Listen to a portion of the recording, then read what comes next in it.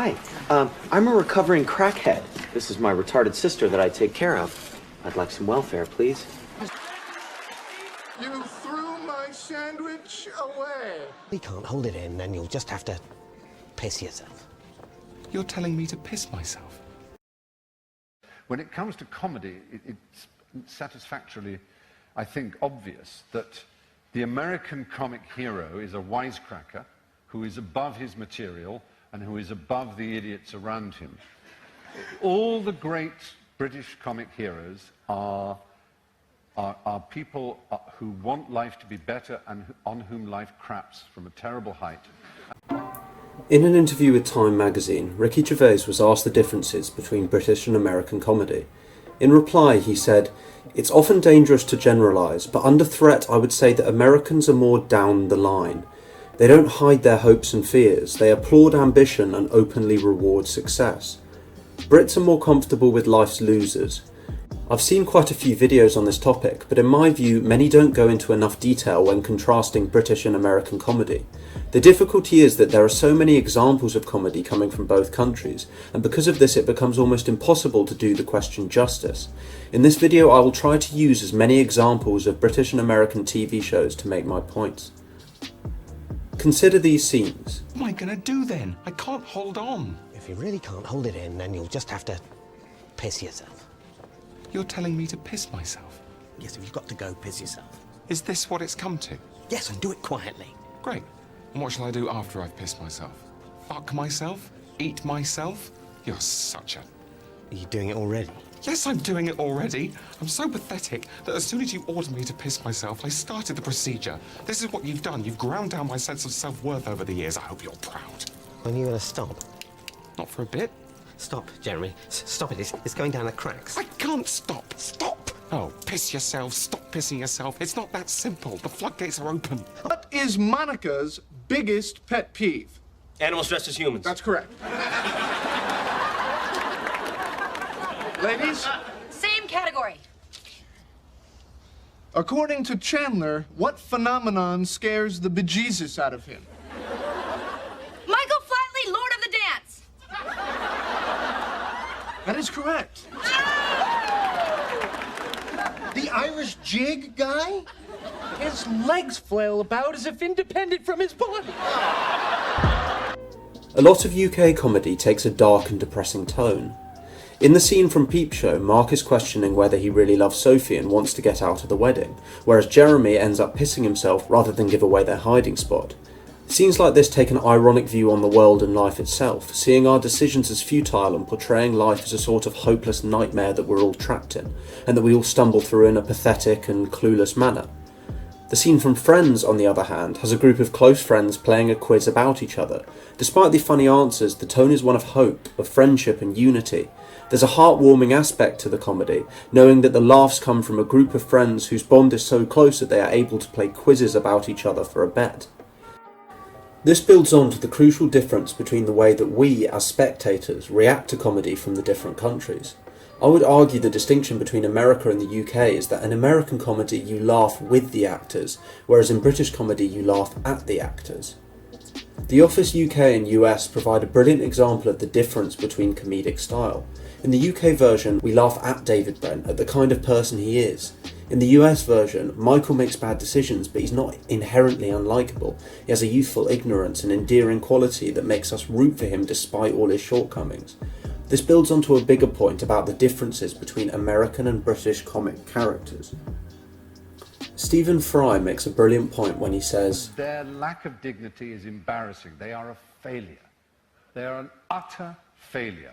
They're brought up to expect empire and respect and decency and being able to wear a blazer in public, and everyone around them just goes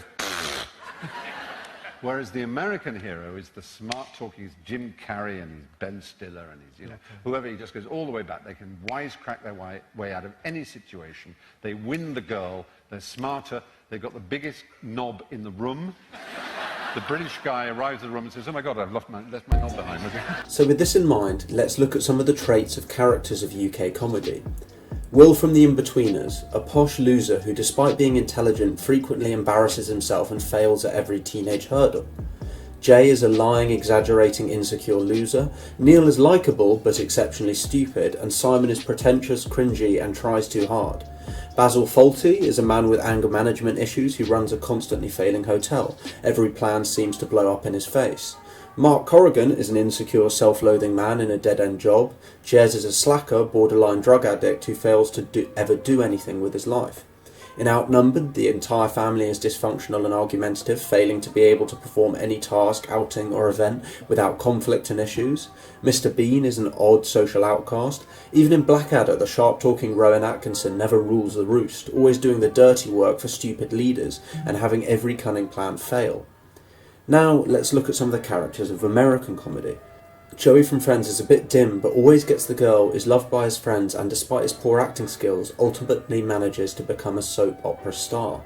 Even a Friends character like Chandler, who starts out in a dead-end job, terrified of commitment and in a pit of self-loathing, ends the 10th season in an advertising position he loves, married to his best friend with a house in the suburbs and 2 adopted children.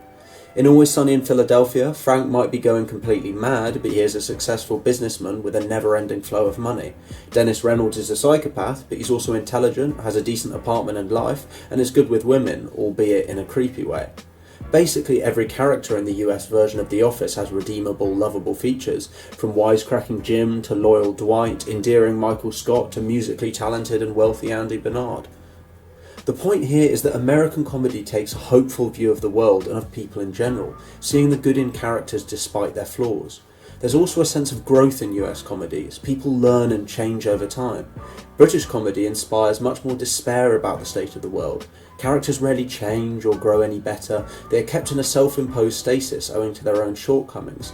Basil Fawlty never improves his hotel, Mark never meets the perfect woman, Will, Jay, Neil and Simon never become cool or well-liked, and David Brent ends The Office by being fired from his job. This ties into a broader point about the difference in outlook between the US and the UK.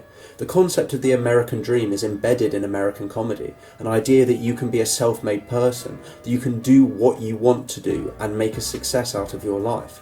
As Stephen Fry outlines, there's an idea in American comedy that anyone could be the President of the States if they worked hard enough.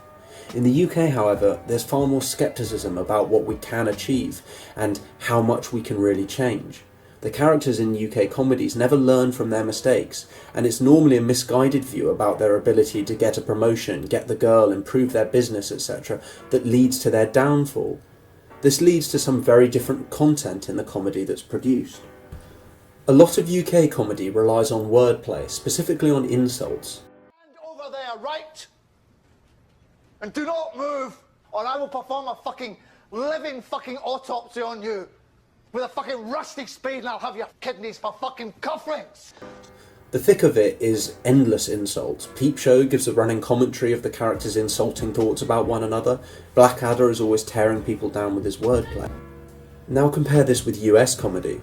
What you often find is that slapstick takes preference over wordplay, with characters doing funny or silly things such as falling over, dropping things, ruining something, etc.